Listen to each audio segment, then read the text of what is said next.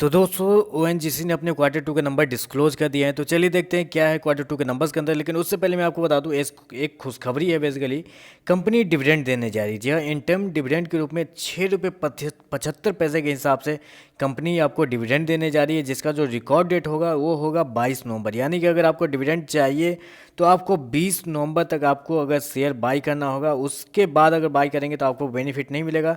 इसलिए अगर आपको डिविडेंड चाहिए 6 रुपये 75 पैसे के हिसाब से तो 20 नवंबर तक आप बाई कर सकते हैं।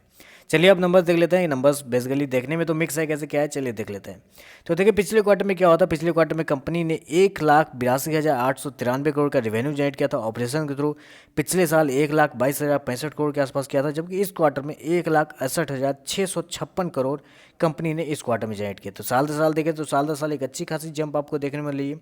अप्रोक्सीमेटली बोल सकते हैं कि 35% के आसपास का जंप है साल दर साल कंपनी के रिवेन्यू के अंदर। लेकिन जब क्वार्टर क्वार्टर जाते हैं तो वहाँ पे एक हल्की सी गिरावट है, जो कि मार्केट पहले से उम्मीद लगा के बैठा हुआ था कि इस क्वार्टर में हल्की सी गिरावट आपको देखने को मिल सकती है। चलिए एक्सपेंस देख लेते हैं। एक्सपेंस में कंपनी ने क्या खर्चे किए हैं। पिछले क्वार्टर में 1,72,289 करोड़ खर्च किए। पिछले साल 1,11,876 करोड़ खर्च किए, जबकि इस क्वार्टर में 1,61,287 करोड़ कंपनी ने खर्च किए।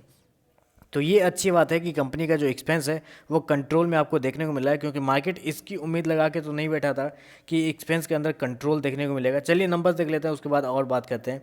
पिछले क्वार्टर में कंपनी का अगर प्रॉफिट देखा जाए, कंपनी का टोटल प्रॉफिट देखा जाए पिछले क्वार्टर में तो 8,580 करोड़ था। पिछले साल 18,749 करोड़ था। इस क्वार्टर में देखा जाए तो 6,830 करोड़ है। तो अब आप बोलेंगे कि कंपनी का जो प्रॉफिट है वो गिर चुका है साल दर साल, क्वार्टर क्वार्टर दोनों अच्छे अमाउंट में गिरा है साल दर साल।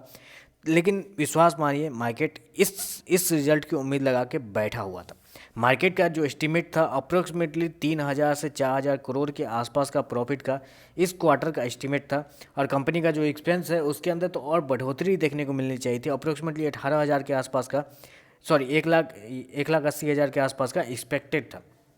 तो ये जो नंबर्स है, विश्वास मानिए नंबर्स मार्केट की जो उम्मीद है उससे बेहतर नंबर है। जी हाँ, मार्केट जो सोच लगा के बैठा हुआ था उसके बेहतर नंबर इस क्वार्टर में ओएनजीसी के द्वारा दिए गए। अब मैं आपको ये भी बता दूं कि रिवेन्यू कम क्यों हुआ है, कंपनी का एक्सपेंस ज़्यादा क्यों हुआ है।